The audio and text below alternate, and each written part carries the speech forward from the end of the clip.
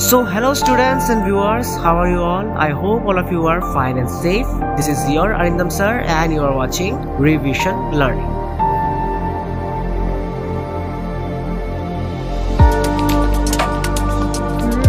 So students, this is the third part of your chapter Rural Life and Society. Okay, I hope that you have understood the first and the second portion of the chapter. In the first portion we have discussed about the permanent settlement, and in the second portion, and it is in our last video, we have discussed about the Mahalwari settlement, the Radwari settlement, and the cultivation of indigo in India. Okay, now today in this video we will basically focus on these topics. Our today's video's topics are the high demand of indigo in India, why there was a high demand of indigo in India during that time, then the two main systems or two main types of indigo cultivation in India. Then we will discuss about the problems related to the Neel system and the Rayite system, which ultimately resulted in the Blue Rebellion.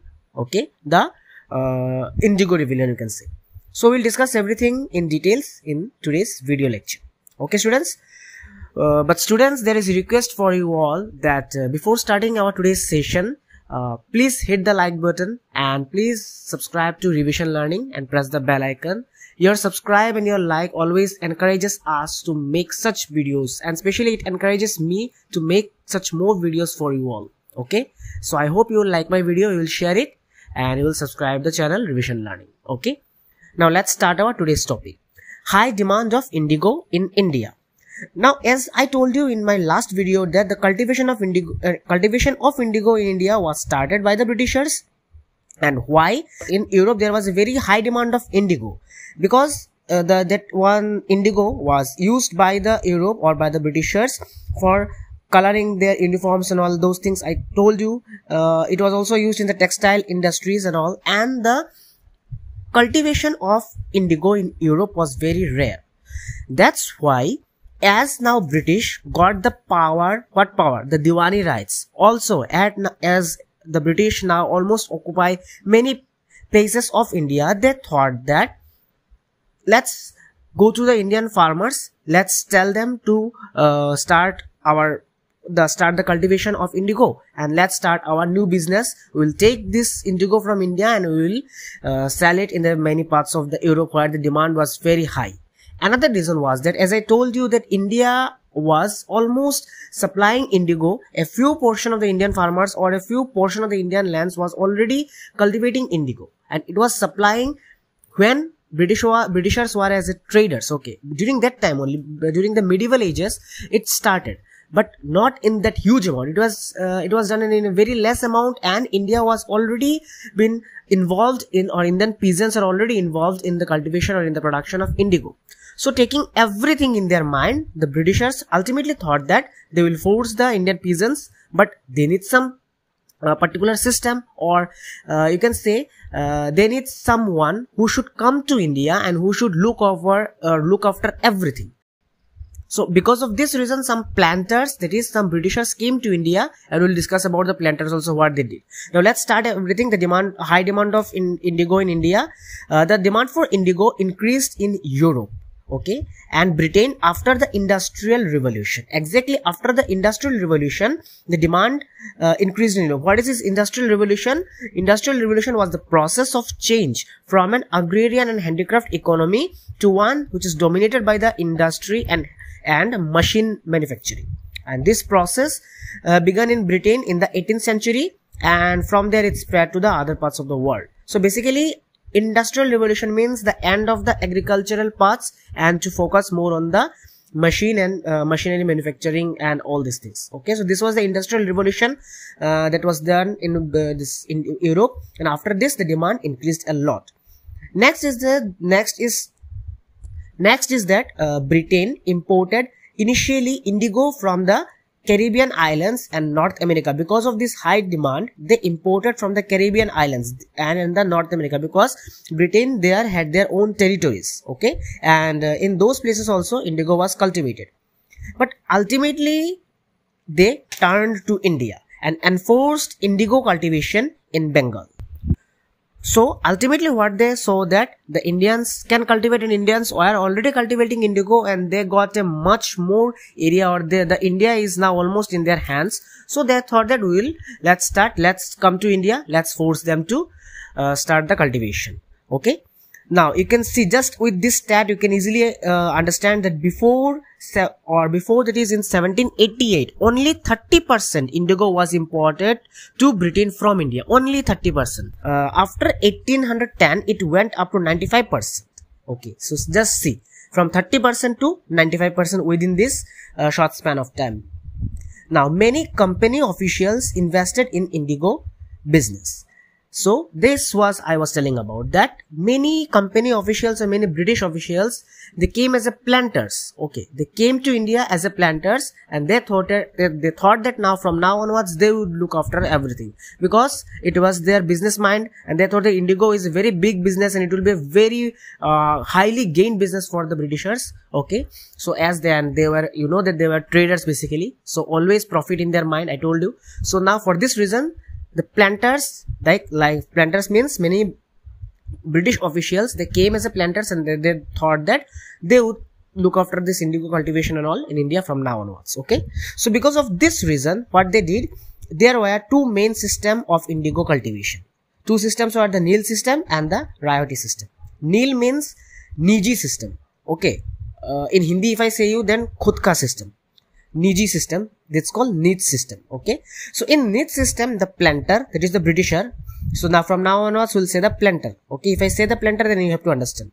So the planter produced indigo in the lands that he directly controlled. Okay, so planters, then how he got the land, because you can think that his father has not kept the land for him. So how he got the land? In the Neat system, the planter used to get some land, and there he controlled that land, and he used to cultivate, or he used to start the production of indigo on that particular land. But how he got the land? He got the land either he purchased the land from the local zamindars or local village headmen or local peasants, or he rented the land. Okay, he used to pay rent. Either he used to purchase the land or he used to pay the rent. Okay, to the owner of that particular land. Another thing was that the cultivation was so directly employing hired amounts, so laborers. So how was the cultivation was done? He got a land, he purchased a land, or he rented a land, then he used to collect some peasants, farmers. Okay, after that the cultivation was done directly employing hired laborers. The laborers that they had, the laborers of that area, he used to hire them. He used to hire them on a salary basis and all, and then he used to start the cultivation. Who? The planter. Okay, so this was the niche system. Okay, but there was many problems in the niche system. What were the problems? Let's discuss now. The problems were that first, lack of fertile land. Now suddenly a person from England, that is a planter, came to India. He was searching for a land, and the basic thing to grow indigo, or for the cultivation of indigo, which was the basic thing which is needed, is the best or fertile land, you can say. Without fertile land, indigo won't grow. So the planter, he came to India. He was searching for a good land, but it was not every time available. What were the reasons that every time fertile land was not available? Because sometimes already densely populated areas were already captured that fertile land. You can understand that during that time in Bengal, the population was great, almost 30 million population was there. Okay, so in Bengal, most of the parts there, or most of the populated area was populated, densely populated, I would say. So because of this reason, many of the people, many of the zamindars or all would already have captured the fertile land, okay, under them. So if suddenly a person coming from another country is coming to that place and demanding a land, he want to purchase or he want to rent it also, sometimes they used to refuse to give them the land. This was the problem. So what they used to do, sometimes the fertility of the land was not that much good, so the planters couldn't start his cultivation in that particular land. So for this reason, they had to search land in several places. Now while searching land, some land they also got in the nearby industrial areas of Bengal, but there the distance of bringing everything, the cultivators or the peasants, farmers, everything, the distance was high. It was a very high distance, long distance, you can say. During that time, the vehicles were easily not available. This was the reason, and because of this reason, there were conflicts and tension in acquisition of land. While in the land acquisition process, there were always conflicts and tension. Another problem was that difficulty in mobilizing the labor, as peasants usually used to remain busy with their own rice cultivation. Okay, so requirement of the labor was very high during that time. Requirement of the labor because the time for indigo cultivation coincided with that of rice cultivation. That caused a great hindrance. Okay, there was very difficulty in bringing the laborers, because without laborers, a planter cannot start the cultivation. He need laborers, he need peasants. Now, while he wants to bring the peasants during that time, it coincided with their rice cultivation. So the peasants used to say that no, we are not going to come to your field for your harvesting or for cultivating the indigo, because we have our own fields. We are going to work in our own fields, as this was a salary basis. So they used to say that no, we don't need your salary, we don't want to work for you, because we had to work for us. Why? Because indigo they will not eat. They will eat the rice ultimately. So indigo is only, I say to the indigo is a dye which is used as a color print in the textile industries and all, for cloths and all different things. But the indigo you cannot eat. But rice or any other food crops you need to eat. Because of that reason, they said that they would work in their own rice cultivation. They would not go there. Another problem was that, because of cultivation or for the planting of, or for plantation purpose, you need bullocks and plows. There was shortage of bullocks and plows. Why? Because investment on purchase and maintenance was a big problem. For whom? For the planters. And second, supplies from the peasants was also a problem, as their plows and bullocks were busy on their rice fields. So these are the two problems that they found during the Neem system. Three problems I would say they found in the Neem system. There was a shortage of bullocks because during that time they were working on their own rice fields, own rice cultivation. So definitely they would need that bullocks and plows. And if they used to say that, planters used to say that give us some more bullocks and more plows, then it also need investment, and maintenance of bullocks, cows, it cost high. So these are the main problems. Okay, so thus the planters were reluctant to expand the area under niche cultivation. Okay, so because of this reason, an alternate mode of cultivation was found out. That alternate mode of cultivation was ryote system, or the ryote cultivation. In the ryote system, the planters forced the ryots to sign a contract or agreement, which is in Hindi it's called satta. Okay, the planters forced the ryots to sign a contract and agreement for the cultivation of the indigo. Okay, and the advance cash was given by the planters at low interest rates to grow indigo. Now see, here what planters used to do after coming to a particular area or an indigo district, you can say, what he used to do, he used to ryot is, remember I said the exact meaning that ryot means village. Okay,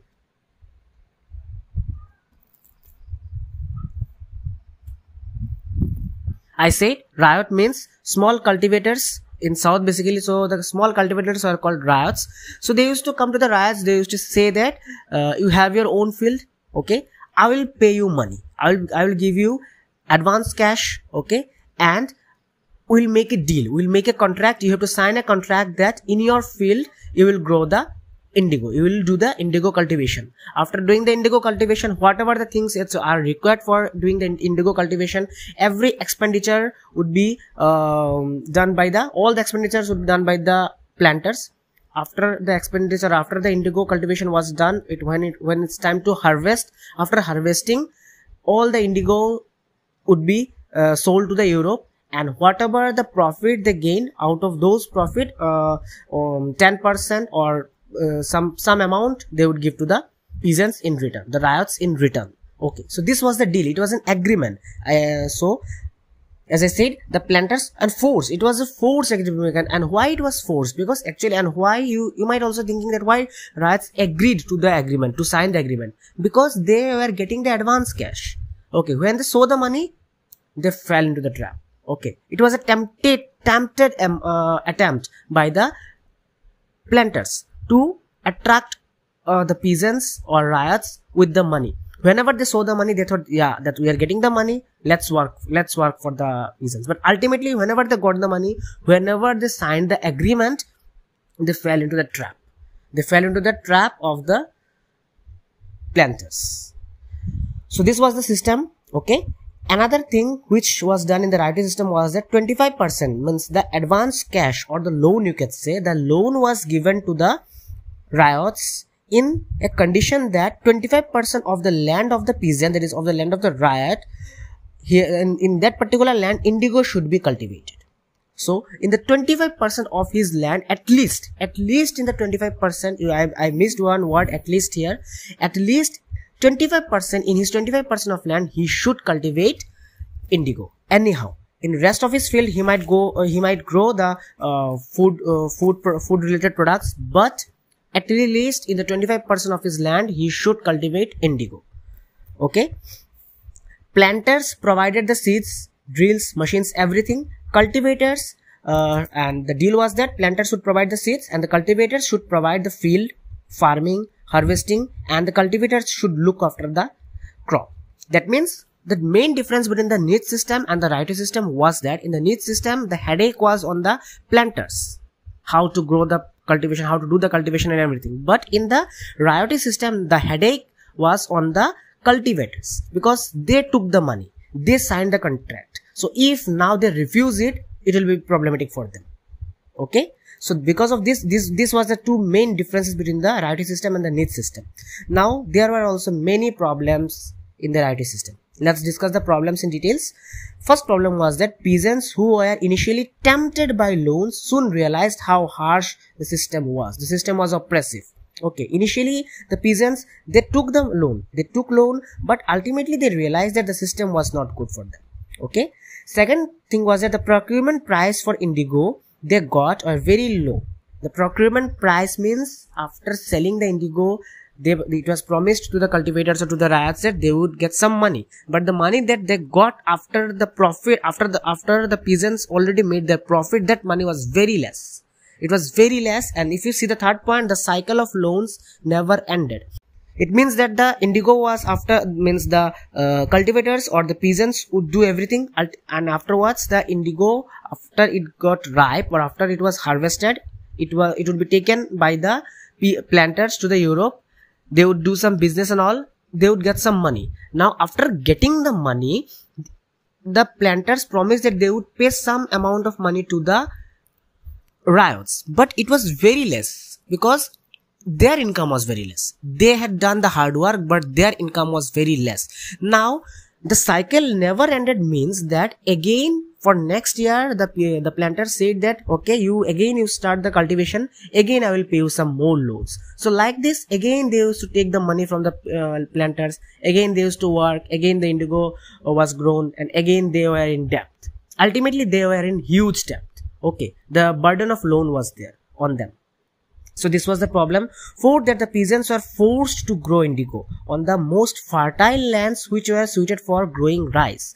The peasants, as they signed the contract, in their contract it was written that they are forced, means they had to grow the indigo in those lands which was very fertile and which was used by the peasants for the cultivation of rice or food products. It was written like this, which ultimately, point number 5, reduced the area of cultivating rice. Definitely, if I use those places or those parts of my land where I cultivate rice, then definitely it will reduce the area. Okay, so the area was reduced, cultivating area was reduced. Next, this reduced fertility level of the land where rice was basically grown. Why? Because roots of indigo actually are very deep, and because of this reason the lands ultimately began to get infertile. The fertility level of the land reduced a lot where the rice was basically grown. And again I said you that indigo was not the main item or food item of India, main crop of India. Main crop was rice, wheat. Okay, we need rice, wheat to eat. We cannot eat indigo. So that's why the farmers ultimately they understood the problems of this royalty system. Okay, so everything, all these problems ultimately resulted in Blue Rebellion, the Indigo Rebellion, you can say. What is this Indigo Rebellion? Let's now read it out. So in March 1859, after being suppressed a lot, exploited a lot by the planters, ultimately thousands of riotees in Bengal refused to grow indigo. In March 1859, thousands of riotees, they came together and they said that we are not going to grow indigo. They refused to grow indigo. Second, riots refused to pay rents to the planters. Whatever the rents or whatever the debt they have, the loans, interest, whatever the things they have, they refuse that we are not going to pay any type of rent, any type of money to the planters. They attacked indigo factories armed with swords, spears, bows and arrows. And they attacked the riotees, that is the people, the village people, they attacked the cultivators, they attacked the indigo factories with their armories like bows, arrows that they had. Those who worked for planters were socially boycotted. So there are some riots who said that, or there are some riots who already signed the contract and had taken lots of money. So they said, no, as you have taken money, as you have signed the contract, now we will work for the planters. So those who worked for the planters after the revolution or after the rebellion started, they were socially boycotted by the cultivators because they were local. So they said that you people are not allowed to stay in our society, in our locality. So that's why they were socially boycotted. Okay. Then Gomathas means, you can say, the servant or agent of planters. Okay, so Gomathas, servant or agent of planters, means they used to collect rent and all everything from the riotees, from the peasants. So Gomathas who came to collect rent were beaten up. Those who came to collect rent were beaten up by the riotees, the peasants. Then the zamindars were unhappy with the increasing power of the planters. Zamindars are very unhappy because zamindars had their zamindari, had a portion of land, but in the niche system or niche cultivation system, or maybe it was in the niche cultivation system, the riots. In the niche cultivation system, the planters used to come and used to either purchase the land or either used to rent that one. But in the riotee system, they are they are directly dealing with the peasants. When they are directly dealing with the peasants, the role of zamindars were reduced. Okay, now some peasants have their lands, some peasants don't have their lands, so they used to directly deal with the headman of the village, and they said that I'll pay you money, pay this money to the cultivators, peasants, and start cultivating this land. I will pay you everything, you start this, and whatever the income I will get, I will give you a share of interest, and I will give you a share of money to you, and the interest that I will pay or the money that I will pay, that money will be very less. The interest of the money will be very less. You can pay that money or you can return that money to me with a very less amount. Okay, and the money that is already spent, we can spend those money for working or for doing the cultivation processes. So this was the system. So zamindars are very much unhappy that the planters' powers are gradually increasing day by day. Because of this reason, the zamindars are unhappy.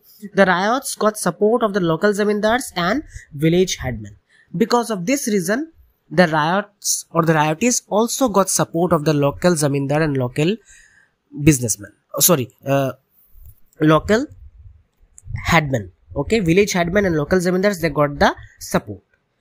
So now you have understood. If we again discuss that the reasons for the rebellion, the basic reason was the system of cultivation, which was very much oppressive. Okay. The second was the planters forced peasants to sign the agreement. Okay. Then the indigo cultivators were forced to grow indigo on the most fertile lands, which were suited for the rice growing or growing of rice. Now, if we say another point, then indigo plantations reduced the fertility level of the soil, and the peasants were provided loans for indigo planting, which was at a very high interest rate. So, because of these reasons, the Blue Rebellion, that is the Indigo Revolt, started. Okay. Now, another thing was that the indigo peasants were, or also they imagined that the British government would support them. Why they imagined like this suddenly? The reason was that British government by that time were already worried after the revolt of 1857.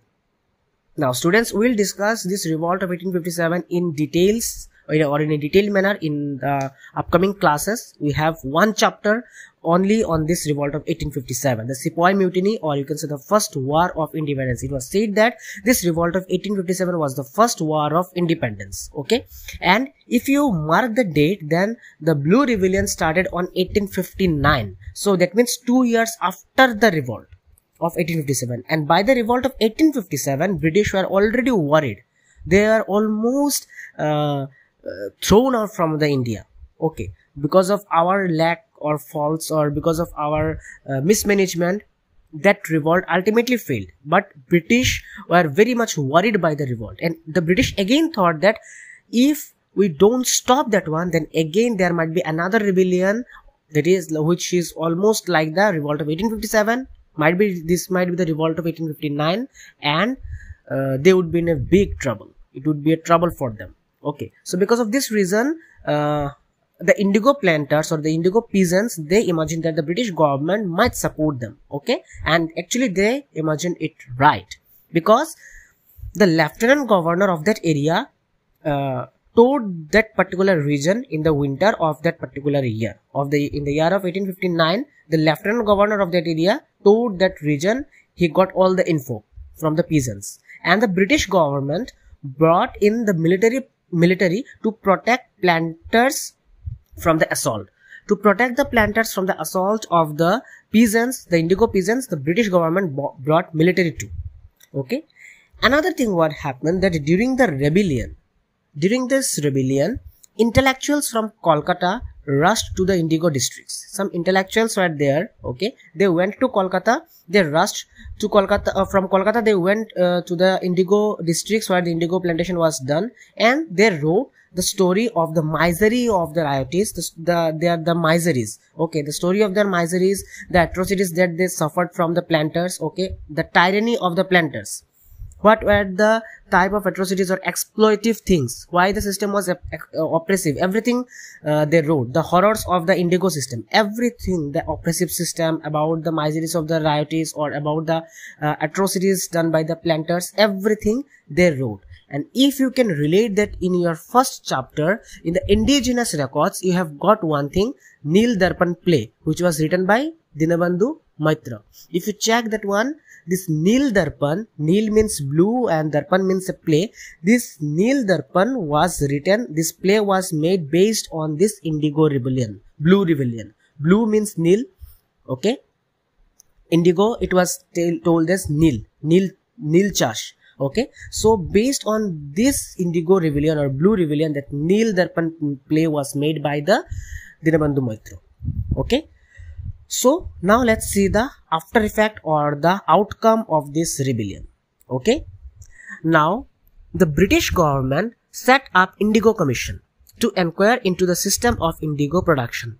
So after this this inquiry or the tour of the Lieutenant Governor, British government, what they did, they set an indigo commission just to inquire about the system of indigo production. There what they found, that the commission held the planters guilty. They found the planters guilty, criticized them for the coercive methods they used with indigo cultivators, and the planters were very much criticized because of the methods or because of the system, suppressive or oppressive system, you can say, that system which they used upon the indigo cultivators. It was they found guilty, and it was criticized a lot by the British government, because British government, as I told you, the British government are already in a worry about the revolt of 1857. So this time they support the Indians, they support the peasants, they were against their own countrymen. Okay, so after all these things, indigo production shifted to Bihar from Bengal. So everything was done in Bengal. After this blue rebellion, indigo production stopped in Bengal and it was shifted to Bihar. Now here another story was there, the story of Champaran and Gandhiji. You would read this story in details in the class 10. Also you will read a little bit of this story in the upcoming chapters of history. We'll discuss, but in your class 8 syllabus you will get this story in a very summarized way. If you want to know full in details, you can check the class 10 book, or whenever you will go in class 10, you will read this one. It's a very interesting story, the story of Champaran. Champaran is in Bihar. Whatever the atrocities or exploitative nature the planters imposed or implemented in Bengal, the same thing was implemented in Champaran also. And ultimately, after the Champaran rebellion, which was started by the Gandhiji, these things stopped. Okay. So students, with this, you can dance, you can laugh now, because the chapter is complete. We have completed this chapter. I hope you have understood everything in details. If you have any doubts or queries, you know what you have to do. You have to comment me in the comment section below. You can ask me the questions. I will reply you all. And read the book properly, read the chapter properly, go through the videos one and again, and try to understand the chapter. I hope that you have understood it. Another thing, students, if you want to get the video, because I have made this chapter a 3-part video, I have made 3 parts of this chapter. If you want to get all the things in a single part, I will upload this also, a complete chapter explanation, tomorrow. So you can get that video also, you can check that video also. Here in that video, it will be a long video obviously, but in that video you can get the complete explanation of this chapter. Okay students, so with this I am winding up today's session. I hope you have enjoyed, I hope you have loved this chapter, I hope you have understood the entire story. So keep studying, stay safe, stay alert, and as I said you earlier, don't forget to subscribe Revision Learning and press the bell icon. Okay, if you subscribe us, if you like us, if you share our videos, we will be very much obliged, we will be very much happy, we will encourage, you people will encourage us. Okay, so students, stay safe, take care, and we'll meet in our new video. Till then, goodbye.